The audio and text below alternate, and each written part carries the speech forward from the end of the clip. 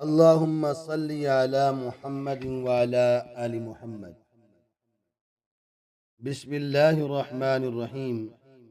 عن أبي هريرة رضي الله تعالى عنه عن النبي صلى الله عليه وسلم قال: لا يستر عبد عبدا في الدنيا إلا ستره الله يوم القيامة. رواه مسلم.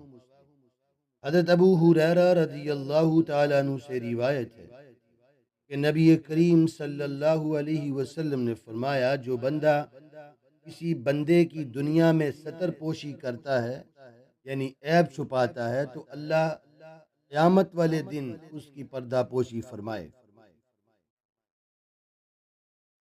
لوگوں کے عیوب اور ان کی کوتاہیوں کی پردہ پوشی مکارم اخلاق میں سے، اور اللہ کی یہ صفت ہے. اللہ کو یہ خوبی بہت پسند ہے، اور قیامت والے دن وہ بھی ایسے شخص کو اسی قسم کی جزا دے گا، جس کا مطلب یہ ہے یا تو اللہ تعالیٰ اس کے گناہوں کو معاف کر دے گا،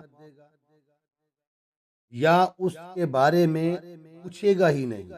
یعنی جو دنیا میں کسی کی پردہ پوشی کرتا تھا، کسی کے عیب چھپاتا تھا، اب اس کو جزا کیا دی جا رہی ہے کہ اس کے بدلے اللہ اس کے گناہوں کو معاف کر دے گا، یا اس کے گناہوں کے بارے میں اسے پوچھے گا ہی نہیں. تو یہ انعام، یہ جزا اس کو ملے گی جو دنیا میں کسی کے عیب چھپایا کرتا تھا، پردہ پوشی کیا کرتا تھا، نہ کہ اس کی عزت کو دنیا والوں کے سامنے اچھالا کرتا تھا. تو یہ بہت بڑا ایک عمل ہے جس سے ہم بچ کر